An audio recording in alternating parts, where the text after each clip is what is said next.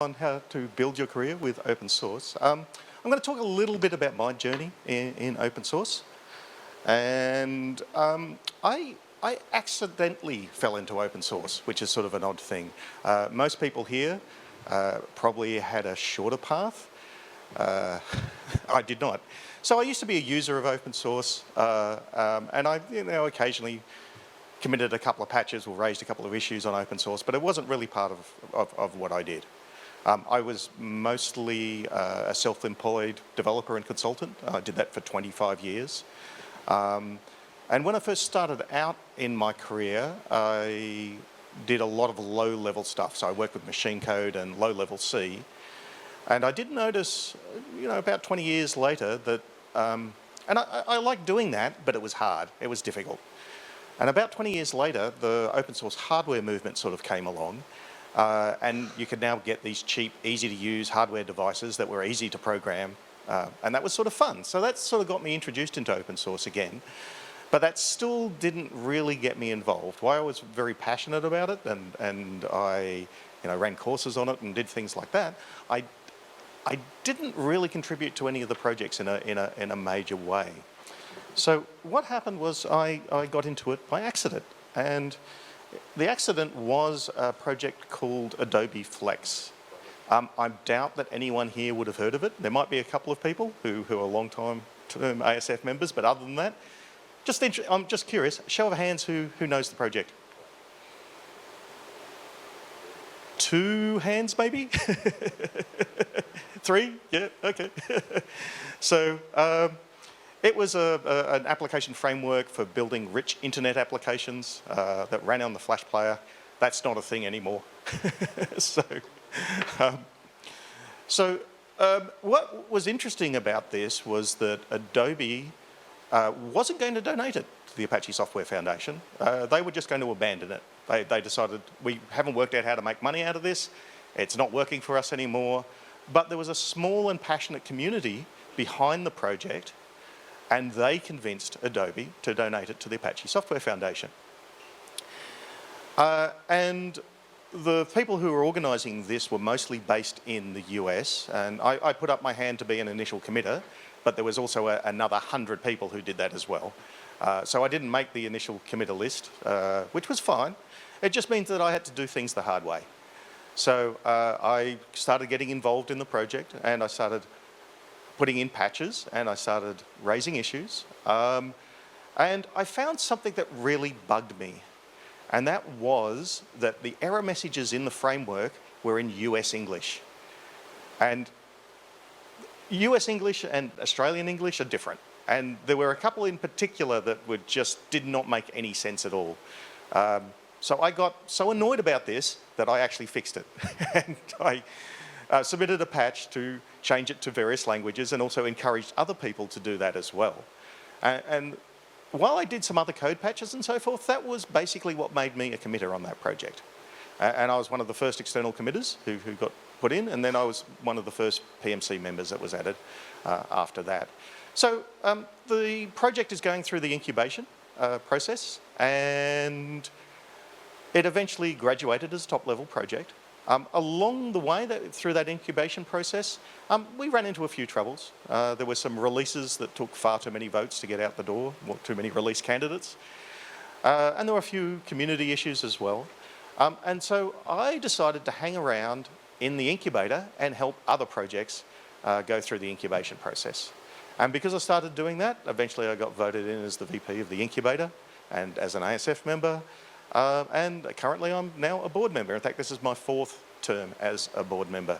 So you can see that something that was a happy accident, like this random project that I happened to be involved in, accidentally being donated to the Apache Software Foundation, totally changed my career in the direction that it went in. Let me just do that. And I've learned a lot along the way. You certainly learn technical skills being involved in an open source project, but one of the things about being involved in open source is that there's not a lot of structure to a project. Everyone's a volunteer, everyone works on their own thing, people help each other out. So you tend to work on a lot of different things, and a lot of these things you wouldn't normally work on if you were working full-time for someone. Full-time jobs tend, particularly in large companies, tend to be quite restrictive in the scope of what you can work on. And I think being involved in open source makes you a more rounded person. There's a concept called the T-shaped developer. I don't know if people have heard of this in the audience, but it's someone that has deep knowledge in a domain, but has wide knowledge in a lot of them. And that means they can quite easily apply their skills to other domains as well. And I think being involved in open source does that to you. You also learn some things that you might not know along the way, such as how open source licensing works, how to write good documentation. But I think the biggest takeaway are not the technical skills or even the documentation skills and those other skills, but it's actually the soft skills, the communication with other people, how to get on with other people, how to work with other people. In my case, how to do mentoring as well. And it is sometimes an effort because a lot of this communication is not face-to-face, it's on a mailing list. And we all know how hard it is to communicate when you're not having a discussion face-to-face with someone. It's very easy to make the wrong assumptions and problems can happen. So being involved in open source is going to improve your skills in ways that you don't expect. There's also some other perks. So I would not be here if I was not involved in open source. I would not be out on this stage and having a chat to you. I have spoken at a large number of conferences over the last decade and a half. I can't remember how many it is, but it is more than 100. I had to look at my travel stats the other day. I've had more than 100 trips overseas. I've visited 125 countries. And 25 countries and 125 cities. So that's a lot. And that's great. I get to meet all these new, interesting people. I get to try new food that I've never tried before. That is also an amazing experience. And that is, again, because of open source. Now, this may not be your journey. As I said, this is my journey that I'm talking about. But it certainly gives you the opportunity to do that if that's what you want to do. For the first 6 or 7 years of being involved with the ASF, I did this part-time. I did this in my own hours. I was not paid to do it. I was sort of paid indirectly a little bit because some of the work I was doing was involved in open source, but I did a lot of work on weekends and I did a lot of work at night. However, my last 2 jobs, I've actually been paid to work on open source. So eventually I've got to the point where I'm being paid to do what I like. Hopefully it doesn't take you 8 years to get to that point. I hope your journey is shorter, but that's it. But the most amazing thing about working in open source is the community of people around it. I have met some very smart and humble and absolutely awesome people working in this industry. Some of them are in this audience right now. You are amazing. That's the most incredible thing about working in open source is the people that you will meet. And I really encourage you to come along to conferences, to meet people, to talk to them. I may be an ASF board member, but I don't bite. You can come chat to me. So a few years back, I sort of changed focus in what I was doing. As I mentioned before, I worked for myself for 25 years. As a freelance developer consultant. But along the way, I was doing a bit of training as well. So I did that for about 20 years. I'd run 1 and 2 3-day training courses on various technical subjects. And I decided to take that a little more seriously. So I went and got a professional qualification for teaching. And I actually split my work up so I was teaching half the time and doing development consulting work the other half of the time. And then I had an opportunity that came up that was, how would you like this job, it's a full-time job, where you are teaching and creating training courses on open source technology? And I said, yes, I'll take that, please. So I got a job which I worked at for 2.5 years on how to create and run open source training courses, and that was fantastic. And now I have a new job, I've been there for a year now, where I'm helping to build an open source community around an incubating ASF project, which is called Apache Gravitino. So you can see where it goes. Just stepping back a bit, why do people get involved in open source? So if you're sort of starting out in your career, you might want to do it to try and grow your reputation. So some people, and not everyone, but some people will contribute a lot to various projects. This will appear on their public GitHub account, and you can use that as sort of a resume when you're going for job hunting. And that is certainly a good idea. It's not the only thing. I have also seen people who actually game that. You can actually get scripts which will run and change your GitHub history and even spell words out on it if you want, which is sort of fun. So some people, there's a concept called scratch your own itch, which basically means, and I gave you a good example of it before, which was the error messages in the Flex framework. If you find something that annoys you or something that you think you need to get fixed, and you just go ahead and fix it yourself. And open source gives you the opportunity to do that. So some people are users of the software who are developers, and they want to actually improve it. So they'll raise PRs and issues and so forth. Some people are just here to learn new things. Some people like learning new things and want to be better at what they do. So that is why they get involved in open source.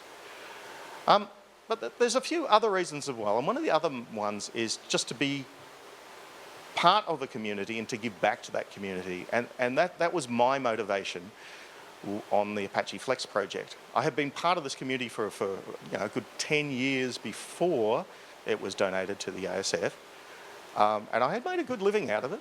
It paid my bills, let me eat nice food, those sort of things, and I felt it was a good thing to be able to give my time and experience back and help the project grow. And so while there may be a lot of reasons for people being involved in open source, there's different people have different motivations. There's also one other reason why people are involved in open source, and that's because they're paid to do it and it's their job. And so this is the other flip side of the coin, is why do companies get involved in open source? So we've had in a few of the other keynotes, we've had a deeper explanation of this, and one of the main reasons is that a company needs a lot of boilerplate code. They need some infrastructure, they need something that they can build on so they can add their own special bits. A lot of companies need these same bits, so it doesn't really make sense for every single company to make their own boilerplate code that, it's not really valuable on its own. It may be a little bit valuable, but it's not what their core business is, and it's not what actually brings them money. So it makes much better sense to collaborate with a whole lot of other companies, including some who may be your competitors, to be able to build this boilerplate code. And that means that you lower your costs because there are more people working on it. You might have to pay for some people to work on it, but there are other companies who are doing the same thing. And it means that you can iterate faster and innovate faster, and that's good for business. So it makes perfect sense to be able to do this. In recent times, it's also become, there's a whole lot of talent that's out there want to be involved in open source. So they were going to seek out companies that hire open source people, and if that company doesn't have the right attitude as far as open source goes, they're going to change jobs and go elsewhere. So in some cases, it's becoming essential for companies to actually have open source programs in place to be able to hire the talent that they want, and also to be able to retain the staff that they currently have, so they just don't go to another job. So there's a couple of reports that have come out about this recently. One is the Linux Foundation report. This was supposed to be an annual open source jobs report, but this is from 2022. They haven't put one out in 23 that I know of, or 24. Hopefully they'll put out another one soon. It's quite an interesting read because I think this was put out in 2022. I think there was a fundamental shift in the industry at that time, and that was, before this point of time, open source skills were valued, and people were hiring people with open source skills, but they were seeing it as a commodity. They were seeing that we could hire this person this month. You know, if business slows down and we have to get rid of a few people, we can get rid of this open source person, and then, you know, 6 months later, when business picks up, we can hire some new ones. I think that shifted, and it seemed that there were, and according to this report, you can go and read it in detail, is that open source jobs were in high demand, and that's been a case for a while, but there weren't enough people to fill all the vacant positions. So hiring managers couldn't find the people that they needed, and we're talking large percentages, like 80% of hiring managers couldn't find the open source talent they needed. And that talent is hard to build in-house. You can't just train someone up. It takes years to be able to do that. You can't just do it overnight. So the focused shift from trying to hire and fire and just, you know, do that as needed, to actually trying to get the best people that they could and keep them. So the focus has shifted a lot to training people and for ways to retain staff, which is great for everyone in this room who's involved in open source. I think since this report comes out, you know, the economic conditions have been a bit, what's the word, varied. So I know in some sectors of the industry it's actually quite hard to find jobs, even though there's a lot of vacancies, and it's particularly hard to find your first job in the industry or your second job in the industry. If you're someone with a lot of skills and experience, it's fairly easy. You know, it's not impossible, but starting out can be quite difficult, and I think that's something the industry needs to address and try and fix in some way. Come talk to me after. I have some ideas. So the other report that comes out is a GitHub report, and they've just updated that a few months ago, and it looks at all of the people who have GitHub accounts. So they call them developers, and that's a fair assumption, but it makes the reporting things easier. And it's interesting in this year, so this is 2024, there's a couple of highlights that come out of that, and one of them is they've seen the largest growth of first-time users contributing to corporate-based projects. So it seems that more and more companies are getting on board with making their stuff open source and attracting even relatively junior people to contribute to their projects, which is a great thing to see. The other thing is that the developer pool is becoming more global.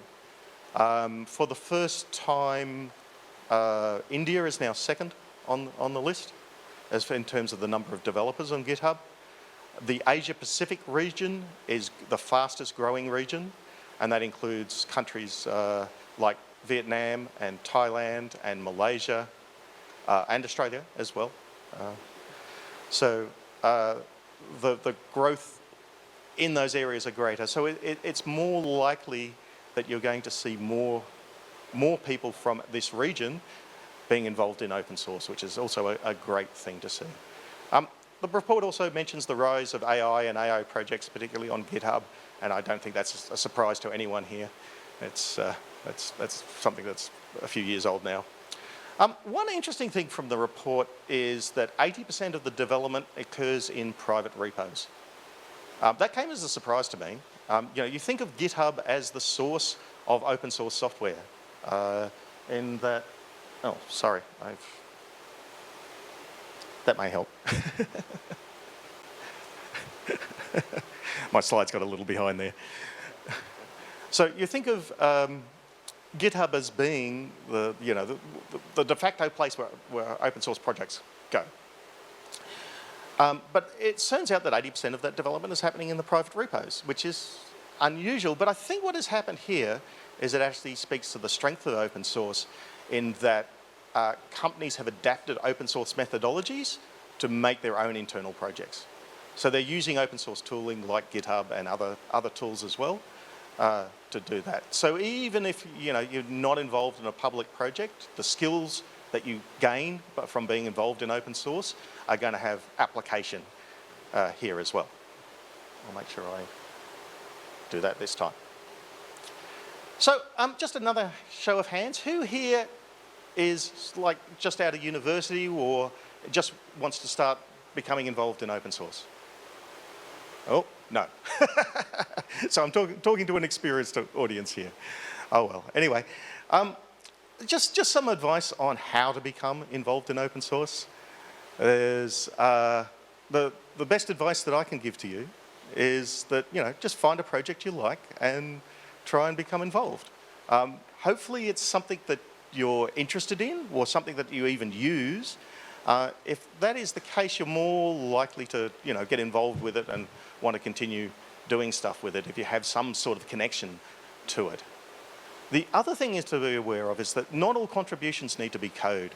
While we generally talk about developers and about, projects on GitHub being code, etc., etc., etc., a lot of open source projects need things that are other than code. Projects' websites often need a bit of love. Documentation needs to be improved. Who knows a project that has 100% test coverage? Yeah, almost none, right?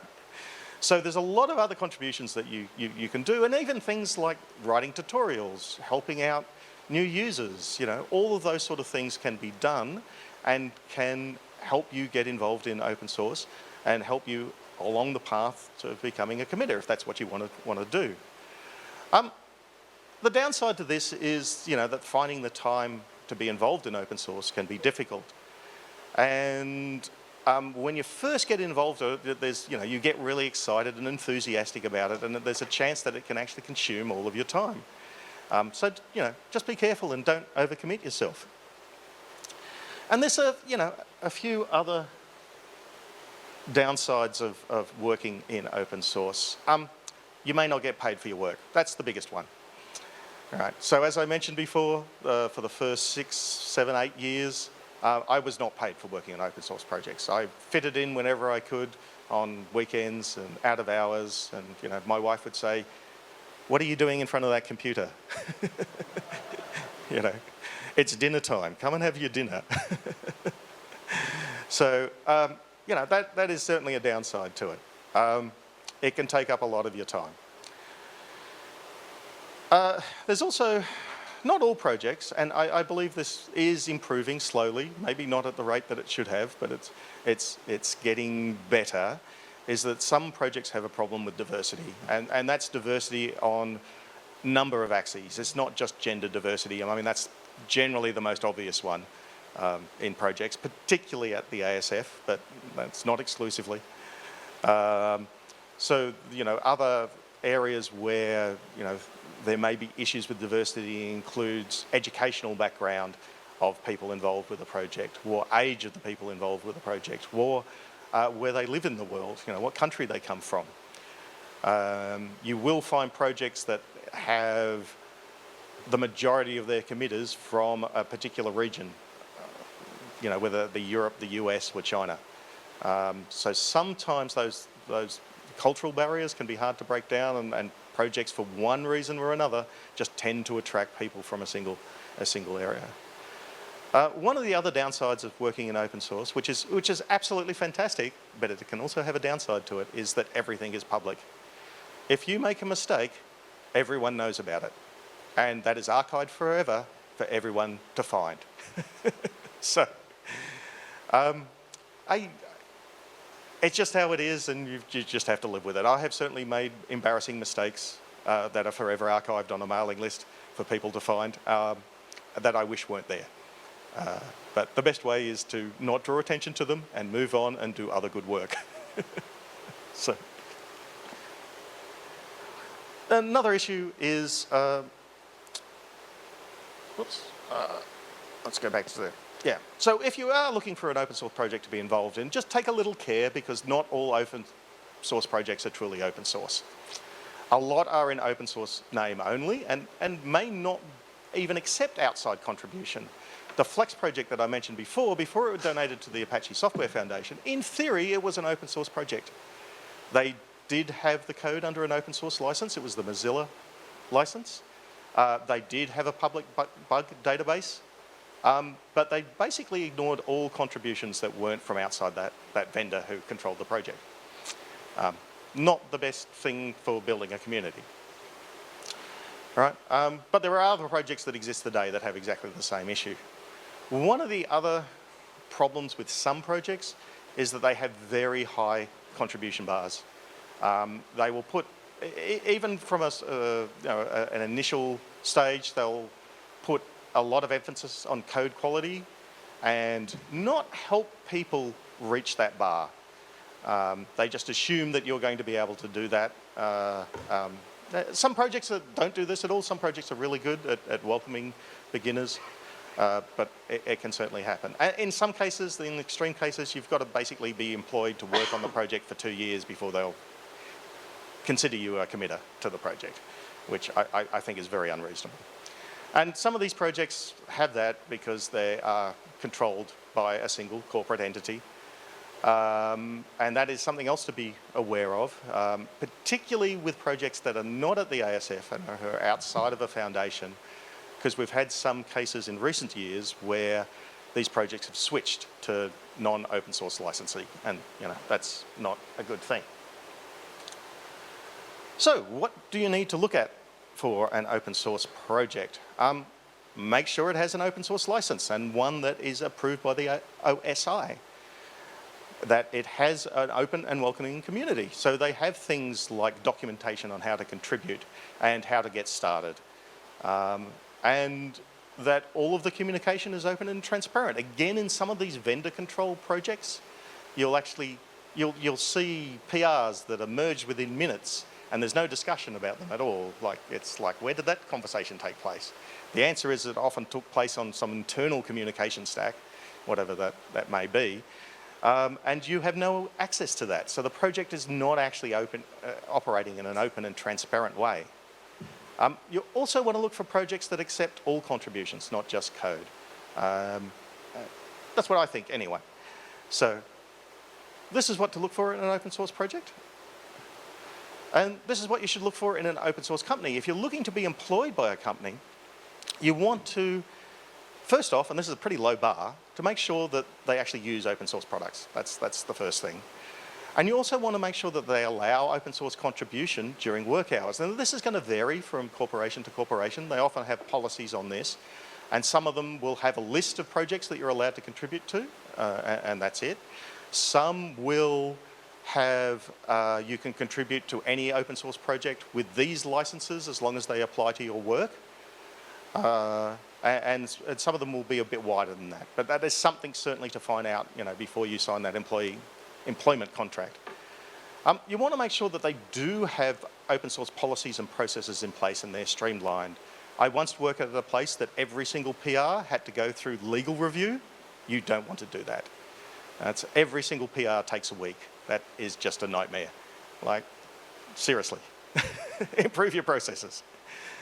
So another good sign is having projects that hire contributors to work on open source projects. So if you have other people who are involved in the program and they do it, and if it's a large organization, look to see if they have an open source council or an open source program office that helps the internal developers work with open source projects and helps management understand what the values of open source is. And finally, have a look at companies that support conferences like this one here. Have a look at all the sponsors of this conference. Maybe they're someone who you want to work for. So I've gone through what I think you need to look at in terms of how you want to get involved in an open source project and what you should look for in an open source company if you want to be employed by them. And I've told you a little bit about my journey, but I'd like to hear your story. So if you see me during the rest of the day, come up and have a chat with me and tell me what your story is in open source. So thank you for listening to my talk.